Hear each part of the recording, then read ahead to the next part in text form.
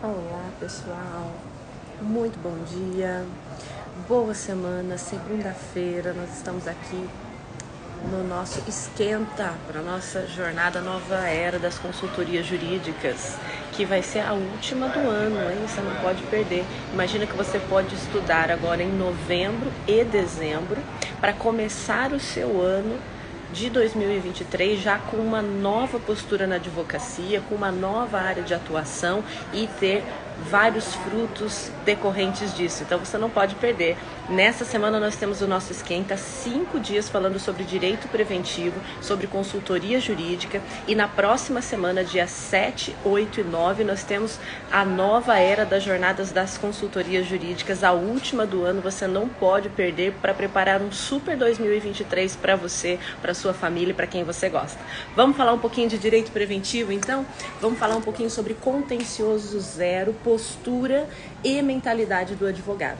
Hoje eu estou aqui no shopping e eu vim para fazer uma reunião com um cliente, estou aguardando ele, e antes estou aqui passando para falar com vocês a respeito do direito preventivo, do mundo das consultorias jurídicas. Para começar, eu quero dizer para vocês que isso é uma prática muito comum nos dias de hoje, né? A gente marcar com um cliente geralmente uma primeira reunião, uma reunião de aproximação, de apresentação de trabalhos, num lugar um pouco mais descontraído. É muito comum que seja num shopping, num café ou mesmo para um almoço. Por quê?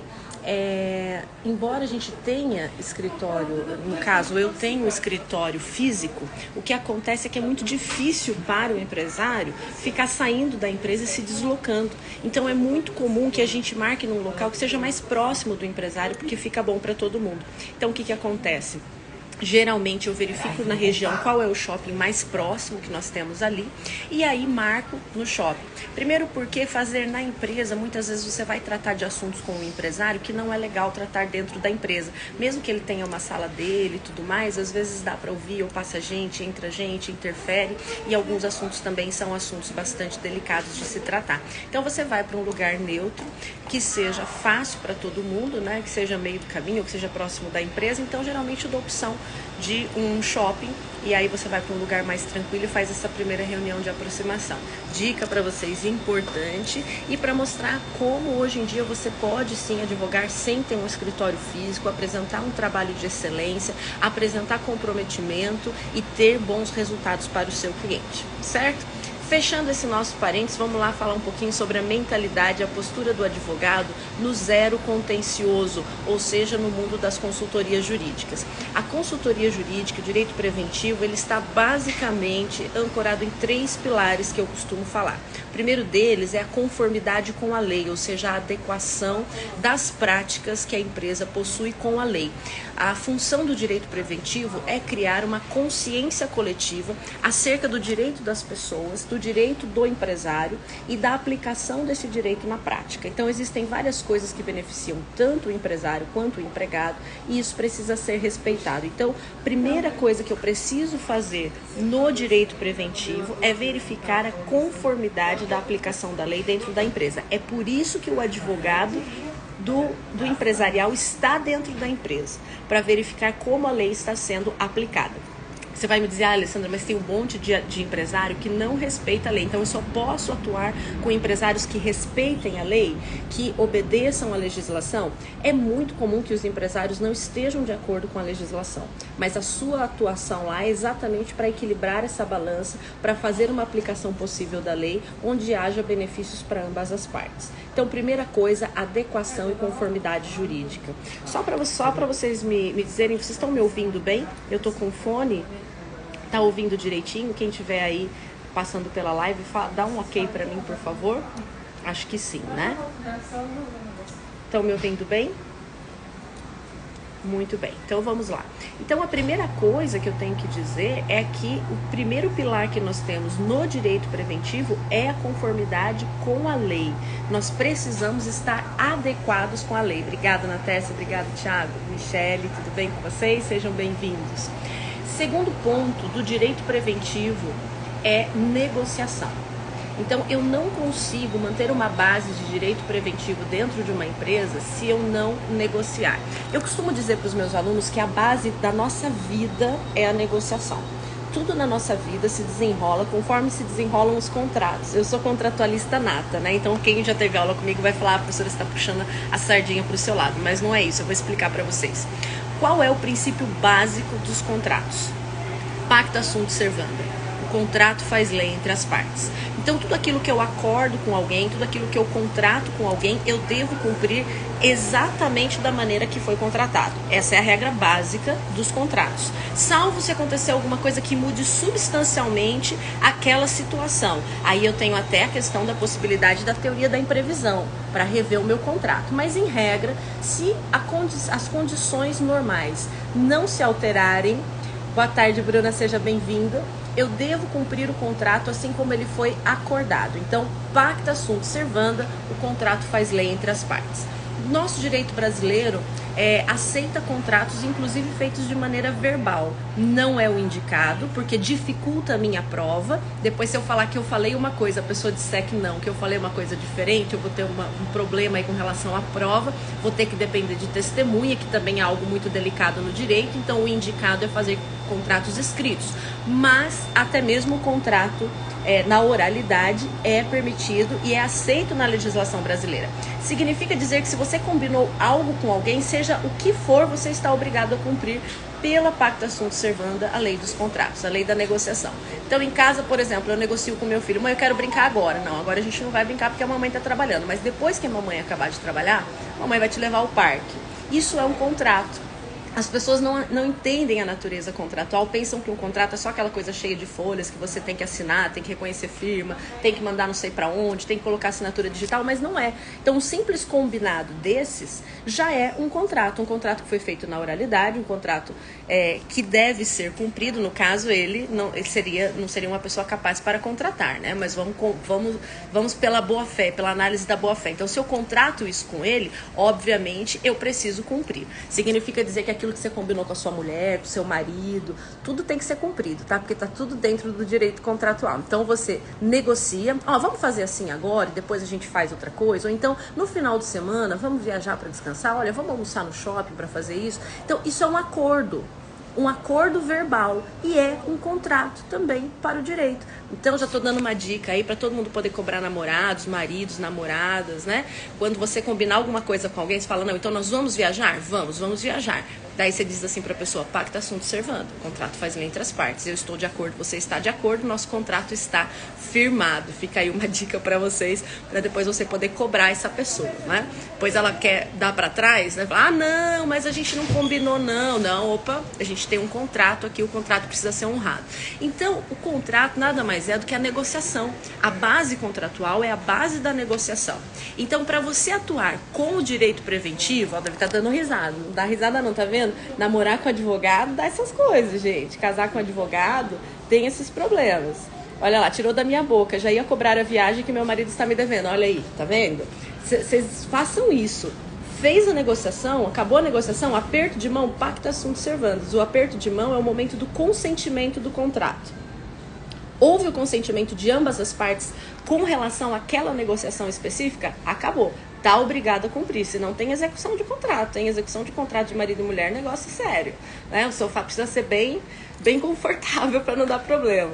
Então, essa negociação que nós fazemos, e é por isso que eu digo que nós contratamos o tempo todo, que a nossa vida corre na base da negociação, ela é um contrato feito na oralidade.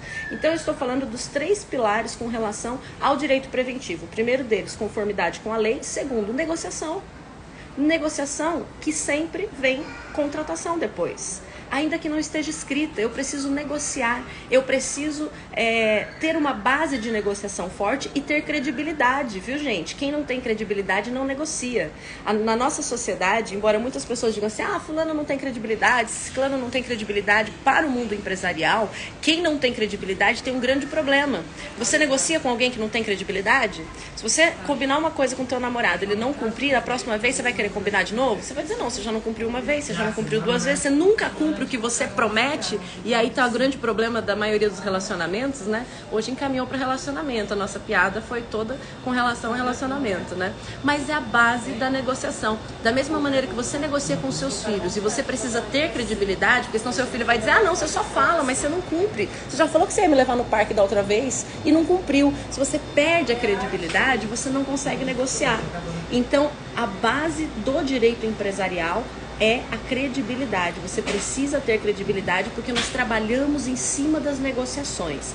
Vou dar um exemplo bem simples para vocês. Quando você vai para a área é até complicado falar nisso, né? Mas vamos colocar assim, nós sabemos que nós temos uma lei meio paralela no nosso país, que é a questão das facções criminosas. O que acontece com o que é acordado, quando acorda alguma coisa? Alguém descumpre?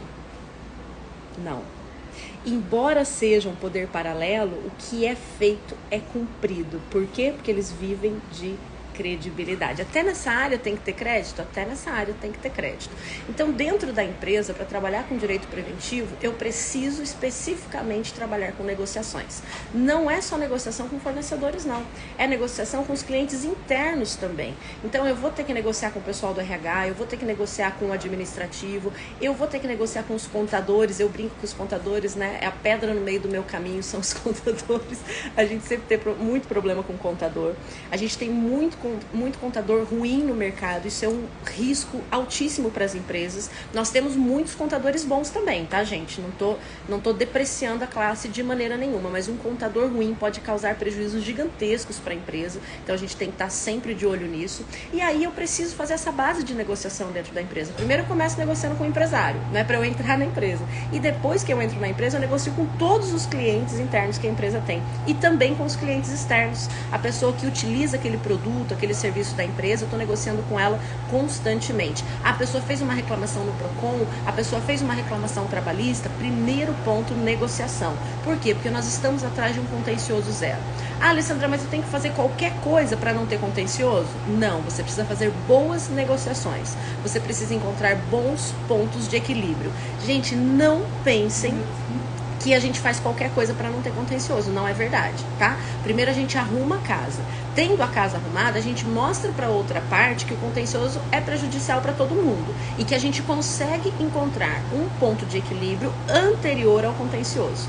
Essa é a nossa finalidade dentro da empresa, essa é a postura que o advogado tem que ter. Primeira coisa, advogado, tem que ter credibilidade. Tudo que você acorda dentro de uma empresa, principalmente com os clientes internos, você precisa cumprir. Porque se você não tiver essa base, você não se mantém dentro da empresa. Aí você vai me dizer, Alessandra, mas é complicado porque eu tenho que agradar o empresário e também tenho que agradar o cliente interno, que pode ser o funcionário do empresário. É exatamente. É esse o local de atuação do empresário, do advogado na área empresarial. Esse é o seu local de atuação. Essa é a sua função, encontrar esse ponto de equilíbrio. Para começar, você não está lá para agradar o empresário o tempo todo, você está lá para entregar resultados. Muitas vezes, para entregar resultados, você desagrada um pouco os empresários, tá? Por quê? Porque muitas vezes você tem que dizer não. Muitas vezes você tem que dizer isso não pode ser feito dessa maneira. Muitas vezes você tem que dizer, olha, dessa maneira que você está fazendo não está legal, mas a gente tem uma outra opção para fazer isso de uma maneira mais viável. Pode ser que ele não goste. Aliás, muitas vezes ele não gosta. Aliás, eu sou conhecida por dizer não. É a pessoa que diz não. Não o tempo todo? Não. Não para aquilo que inviabiliza a atividade, não para aquilo que acaba com a credibilidade, não para aquilo que gera perdas. Então você tem que ser muito firme e saber o momento de dizer não, muitas vezes.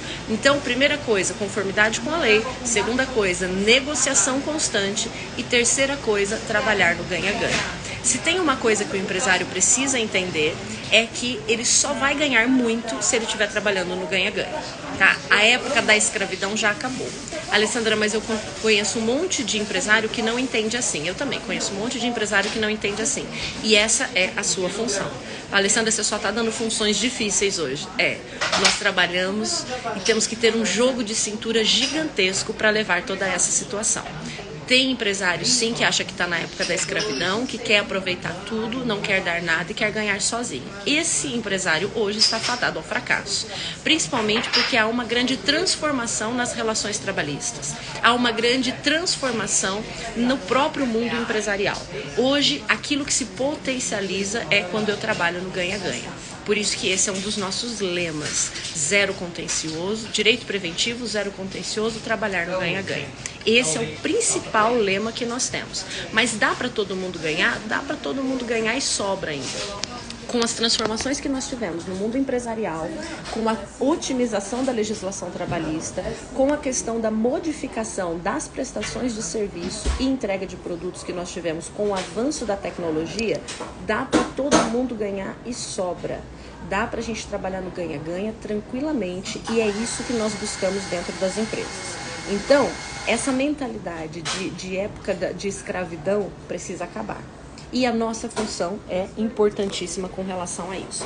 Às vezes, nós trazemos para o empresário formas de potencializar os seus lucros que ele jamais tinha pensado e que causam uma situação mais benéfica para ele e também para o funcionário.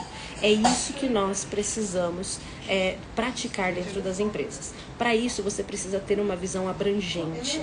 Para isso, nós conversamos várias vezes sobre temas do dia a dia e eu tenho trazido várias dicas para vocês com relação a esse assunto. Então, hoje, o nosso tema é mentalidade e postura do advogado no zero contencioso. E eu falei para vocês de 3 pilares importantíssimos: conformidade com a lei, negociação constante e trabalhar no ganha-ganha. Isso são 3 coisas que são importantíssimas para a gente. Nós temos um esquenta de 5 dias, todos os dias eu estarei com vocês, ao meio-dia, dando dicas super importantes.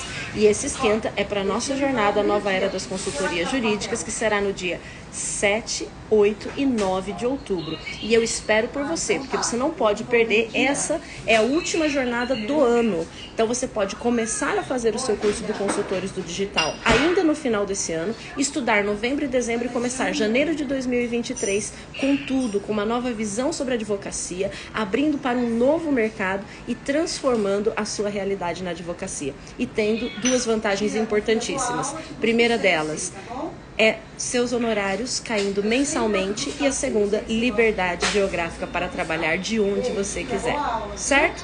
Muitíssimo obrigado pela companhia, eu espero vocês nos próximos 5 dias, porque nós vamos falar durante toda essa semana a respeito de direito preventivo. Alessandra, dá para viver de direito preventivo? Eu vivo de direito preventivo há 15 anos e não tenho nada do que reclamar, muito pelo contrário. Amo essa área que eu atuo e pretendo continuar atuando cada vez mais nessa área. Outra coisa, o pessoal do Consultores do Digital está super animado, a gente está com uma turma muito bacana e nós passamos na última semana o Implementation Day. O Implementation Day é para ensinar a pessoa a fazer uma consultoria jurídica do zero. Tem até um cronograma dos meses, do que você tem que fazer em cada mês dentro da empresa. Muito bacana, muito legal. E o pessoal ficou assim de boca aberta: nossa, tem muita coisa, tem que saber de muito conteúdo, tem que atuar em muitas áreas diferentes, mas é muito bacana, muito desafiador e sem dúvida nenhuma muito rentável. Então você que quer modificar a sua advocacia não pode perder essa oportunidade.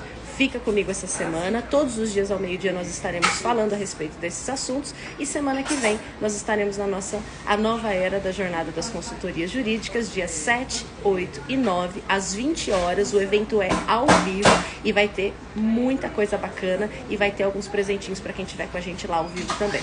Espero por vocês, um beijo grande, um excelente dia, uma excelente semana e vamos juntos. Tchau, tchau!